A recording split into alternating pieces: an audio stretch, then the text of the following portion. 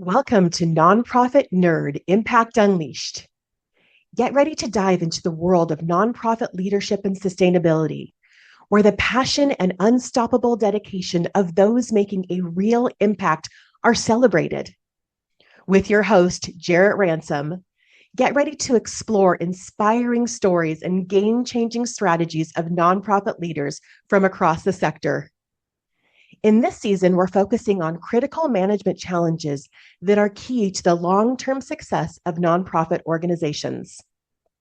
Nonprofit Nerd Impact Unleashed is your go-to podcast for no-nonsense, in-depth conversations with the real-life superheroes of the nonprofit sector. Get ready to unleash your inner nerdiness and learn how to navigate and overcome the challenges that help build stronger, more sustainable organizations. Now, let's dive in and harness the collective power of our nonprofit networks to create lasting change.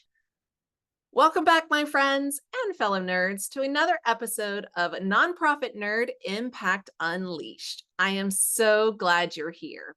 Today's guest is Karen Houghton, joining us all the way from Atlanta, Georgia. Karen has spent many years, and yes, she has worn many hats in the nonprofit sector. She brings a glass half full perspective to her work, and she helps nonprofits shift from a scarcity mindset to a strategy mindset through her company, Infinite Giving.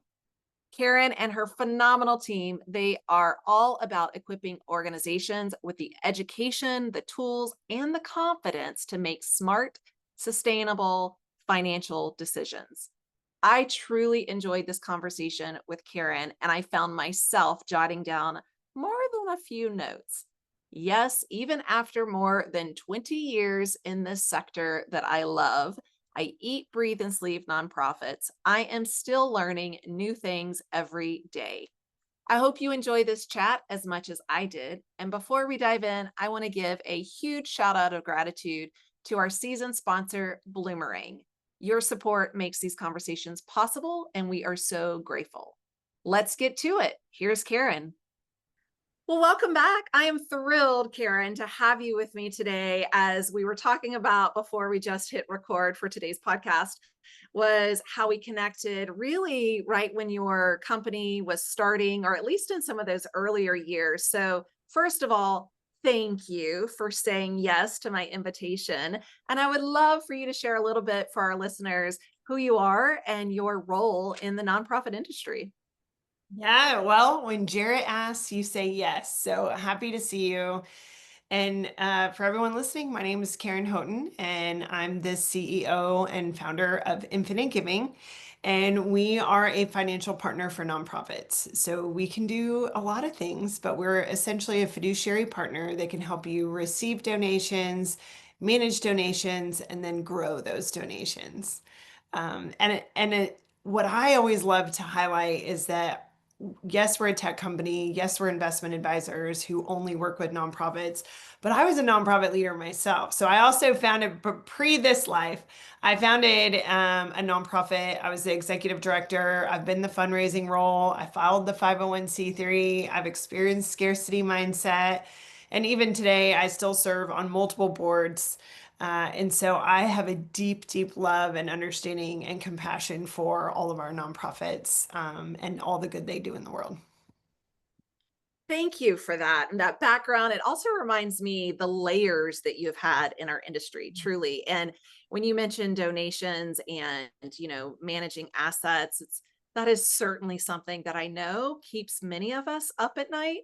And when we look in our current climate, and I like, right now to talk about this intersection of leadership and sustainability, because we need leaders right now to guide us through sustainability.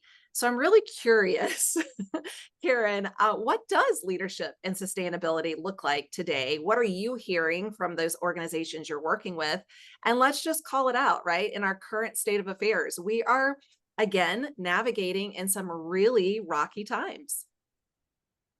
Yeah, I think no matter where you fall in the political spectrum, we all know that we are in for 4 years of chaos, right? Like there is not consistency. It's having a huge impact on all sorts of nonprofits in different sectors.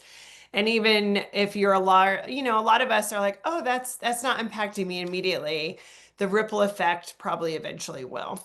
But I'm a glass half full person. So I think what it really does is it's pushing us into some planning and strategies that not all nonprofits were diving into. And ultimately that's how do we, is it even possible to get to financial sustainability as a nonprofit?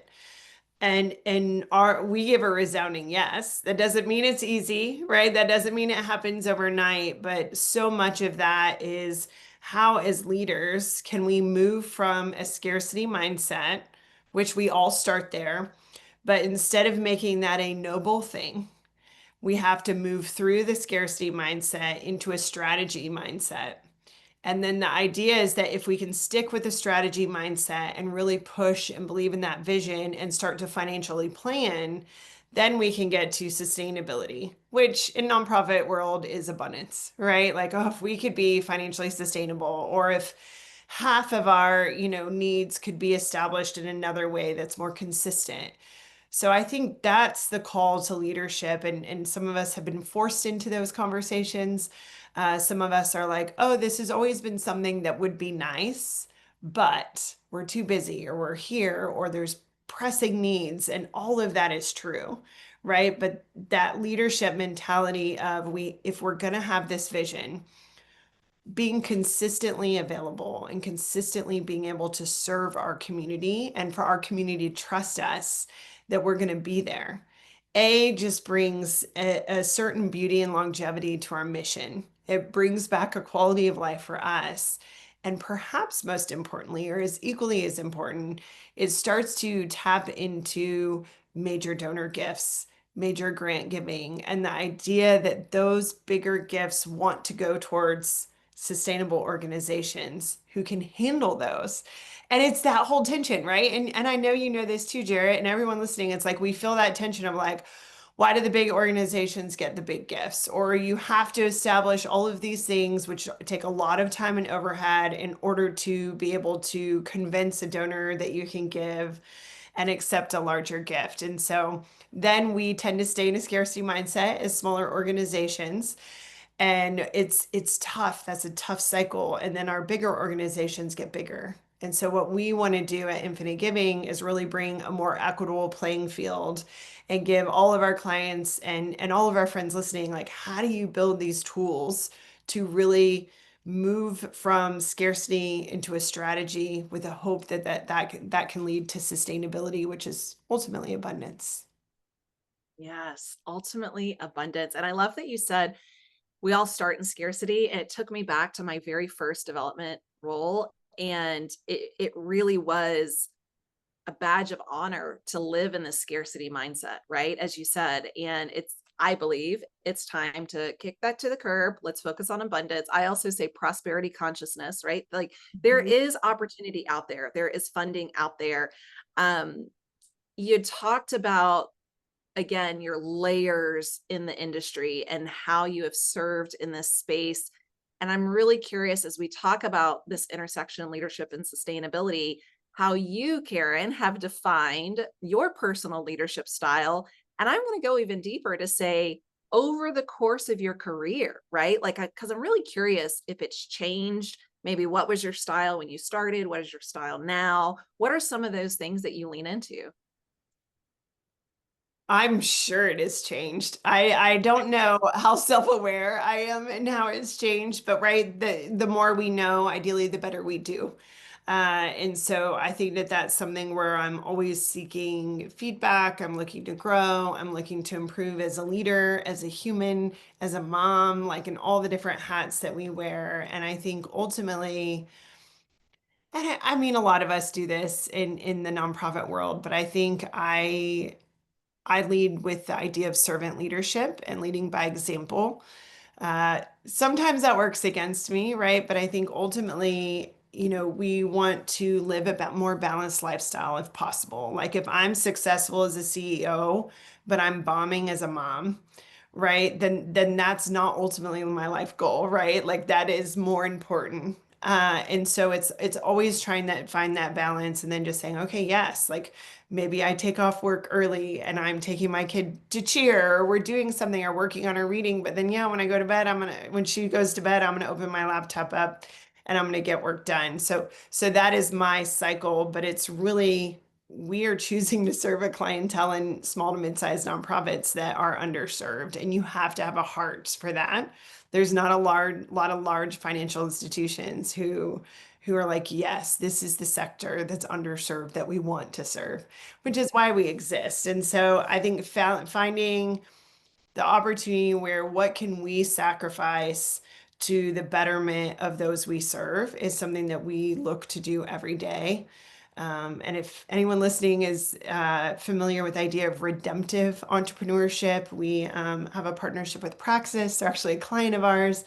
And we are in their portfolio as well. And that's something where it's thinking about as you make decisions on how you want to grow your company and anybody leading your organization. Yes, there's an ethical opportunity, but how can you move beyond ethics into redemptive, right? And redemptive is bringing something whole that is perhaps fractured, or it's growing at something at a sacrifice to yourself, which is probably feels very natural for a lot of our listeners. And again, I have that nonprofit heart as well, but I think that's a lot of what we do, of just looking at servant leadership, serving our clients, looking for opportunities that every decision we make, is it having a positive impact? And is there an opportunity to improve? And if so, then that's where we want to move to. Shout out, Karen, to you for being that bomb leader and a bomb mom. Because I'm see, trying. That's the goal. I'm not saying I'm always successful, but yes, that is all of our goals ultimately, right? that is our goal. And I appreciate you sharing, because there's many of us serving that parent role as well. And I love when you share from that perspective. I'm recalling an image of you and your family out hiking, right? And how you had shared about your view of our current state of affairs, how it affects our, our beautiful lands. And there you were, in that family role. And so it just, want to shout out, because I do know you serve in that role. I serve in that role. Many of our listeners are also serving, in these multiple ways. And it's really important. And I love what you were sharing about finding that balance, and like really being aware on that. Um, You have to bring your whole person to the work that you have at hand, right? And we tell our team that, but and there's always an awareness when we're talking to clients, but if you have something going on in your personal life or something struggling, that will impact your work life. Your work life will impact, like, we are always connected, for better or worse, we're always connected. And so really being able to find that place where instead of just a balance, it's blended, but it's blended in a way where you can, be as fully present as possible in each of those places when you need to be. And that calls out really some adaptions, right? Like, we're looking at what might we want to adapt. And I'm really curious how you and your team, as you're working with these nonprofits, what you're noticing by way of these nonprofits, how they are currently adapting to change. Again, that changing economic landscape, economic, social, even the political landscape during this time. How are you seeing these changes being made? I mean, there's several layers to it, right? On a very tactical level, we see a lot of nonprofits coming to us saying, hey, we want to improve how we're receiving stocks. We want to open a brokerage account so we can start getting into more non-cash gifts. There's a rising awareness of the tax benefits for donors, right? They can avoid paying capital gains taxes, they get the full benefit. So it's a double win for donors when they can give stocks as stocks. And I think there's been a really traditional way, right, through a bank, which opening a brokerage accounts through a bank and other holdings, there's high minimums, there's high fees, it's a painful process. Or there's other tech solutions, but then it's like high transaction fees, or there's different things around that. And so I think we found a really nice place where we're saying, We'll open your brokerage account. You can maintain control of all this, and we'll help you and give you all the tools of liquidation and receipting. But it really allows them to have more control, ensure the full gift goes to their organization, and it has that fiduciary oversight, which is really helpful. So I think you're seeing a rise in awareness of asset gifts just because those gifts are bigger, right? The average credit card gift through online portal is $128. The average stock gift is $8,000. The average crypto gift is $10,000. So I always say they're not as common. Cash is king. That's what you do. Sometimes it's the chicken and the egg problem of like, oh, well, I no donors ever asked me about stock gifts, or like one, but they just ended up writing a check. And I'm like, oh, please don't, right? The answer is we always want to let the donors give to us in a way that is most helpful, right? And for them, for these major gift donors who want to give the bigger gifts, that is tax efficient ways of giving, and they want the tax benefits. So then they're going to go find an organization who can do that. So I would say, I think even the data point is we've seen non-cash philanthropy increase in donations by 136% in the last 8 years. So it's how accessible, how easy. Please don't make your donor download a PDF and have their guy call their guy and call the office and go through all of that. There's better ways. The other side of what we're seeing on the financial management side, because we serve in multiple ways, is the need for intentional reserve fund building, right? The idea of like, hey, we need a savings account. Like, we don't know what's going to happen. How do we back into it? And so we spend a lot of time talking to clients and nonprofit leaders. I'm like, here's what's standard. Here, hey, maybe that's too much. Maybe we need to start thinking about different ways for these funds. Do you want to seed an endowment? Do you want to do legacy giving or a new project? Or, hey, 2 months may feel really good to you, but what we're seeing in the industry is closer to 6 months. So there's a lot of ways, and it's like, even if you start somewhere, we all start with nothing, right? And you can build backwards of like, hey, every year our goal is to build 1 month of operational reserves, and you just over fundraise. So if you're like, even for your family, right? Just like for your family, you would have a savings account. Your organization needs a savings account. It's not about hoarding money. We know there's immediate needs available, but it's about continuity of your mission.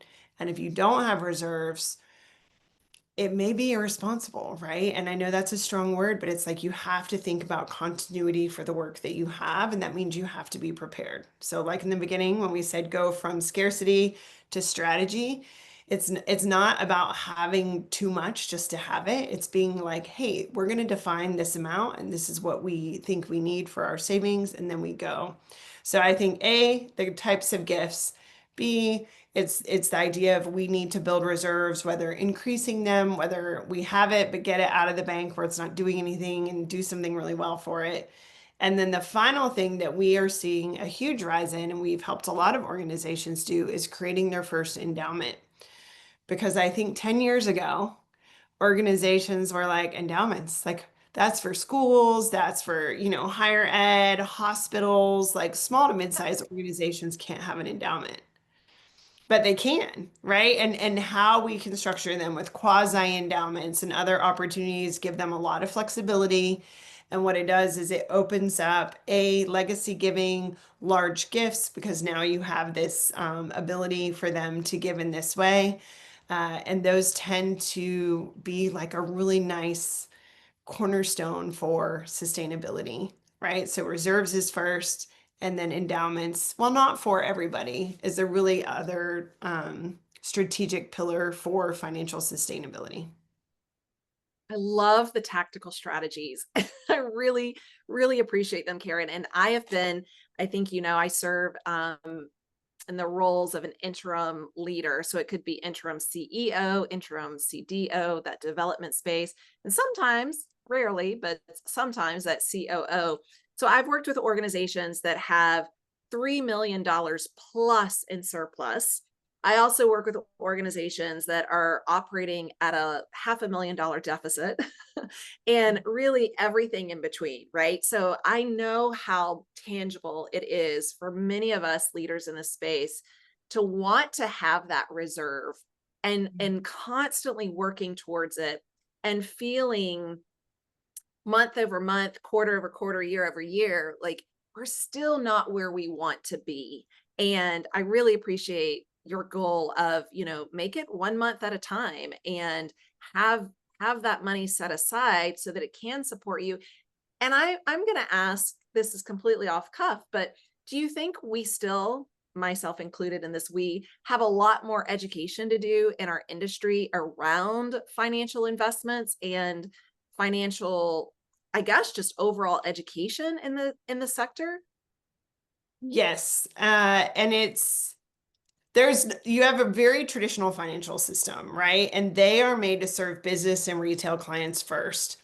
And then the after, it's like, oh, and a tax exempt entity. It's why, as nonprofit leaders, everything that can come easy to business and retail clients, like you or I individually, is infinitely more difficult when you're tax exempt. And so, really, we're constantly used to just settling and being like, hey, we're a square peg and a round hole. And yes, everything is difficult, from like trying to get a new name attached to an account, right? We've all experienced that, trying to open a brokerage account, any of these kind of pain points of like, oh, well, you promoted this APY on your website, but my organization's only getting this interest rate. They're not like, banks are not bad people, but it's just in a system that is not made for nonprofits. And so that's what we're trying to do, is fill that void of saying, hey, we're a financial partner, we're a fiduciary, we only serve you. So we're made to serve you. All the time we get calls of like, I've tried to get anyone to talk to me, and you're the first person who will actually like make an appointment and can give us advice. Or no one else knows how to start an endowment. Can you help us start an endowment? All the way to questions of like, can nonprofits invest? I'm confused. Why is this something we're supposed to be doing? It sounds really scary. And there is a bit of void where you have a lot of really talented financial folks, but like, where do you really get the nonprofit financial expertise? So we're actually writing a book. Um, and I'm excited. It'll launch in November, and it's really a playbook for modern nonprofit finance. Like, how do we think about it? How do we build a strategy? What's okay to do? What's not okay? And so we're excited about providing that roadmap so that there is a source that we can go to and say, you know what? There is somebody who gets me. I was talking to another client the other day, and they were like, Karen, we learned more from talking to you in an hour than we had with 8 years with their beloved investment advisor who was local to their community. And they were good at what they do. And it wasn't necessarily about the returns, although our fees were lower and our returns were just as good. But they were more like, they didn't know how to look at a holistic solution of like, how do we think about reserves? What's an operational reserve? Do we need a capital reserve? How do we think about maintenance? How do we think about longer term holdings, and really building this holistic solution? And so that's the expertise, and the gap that we believe exists, and we're trying to fill. I would venture to guess, even in this short discussion, many of our listeners have already learned a lot of information, as opposed to, years of in the trenches, I'm going to say, speaking with many financial institutions, working with treasurers. I mean, these are educated people, but as you said, there's such a nuance in our space, and to know these nuances inside and out, I, again, venture to guess that in this short time, so many of our listeners have already had this mind blown moment. So I think that's fantastic. I'm sure so many people are going to want to connect with you, right? And to have these moments of wisdom, learn more about infinite giving. So, Karen, how can people learn more about you, Karen Houghton, but also infinite giving? Where do we go to find you? Maybe if we want to have a contact or a call, I should say, what does that look like? And are we talking to you or your team? Yeah. Sure. If you want to email me directly, you can. It's Karen@infinitegiving.com. If you'd like to find us on our website, it's infinitegiving.com. You can also schedule a demo if you're like, how does this whole stock gifting thing work? Or we want to receive crypto. If you're like, hey, we want to just do a free consult so I can be like, here's my reserves. How should I think about it? We'd love to help. So you can also schedule that direct through our website. Again, infinitegiving.com, and either myself or one of our many wonderful team members would be happy to help. Thank you. Thank you. Thank you. And then final question, but is there a takeaway you want to leave our listeners with today as we close up this discussion? Sure. I would say, I mean, there's so many tidbits, right, that we could take, but if I put my financial hat on, I just think inviting yourself to move into making sure that money is not a dirty word and that we're really moving into embracing financial sustainability as a strategy that is not blocking the mission and is not deterring from it, but actually providing the foundation for it. Fantastic. Karen, it's always a pleasure. I love that our paths crossed when it did, because I've gotten to observe and be on the sidelines as a cheerleader. I absolutely love the amazing work you're doing, you and your team. So thank you again for joining me, sharing your valuable time, but also your valuable insights, and keep up the great work. Yeah, thanks, Jarrett. Appreciate it.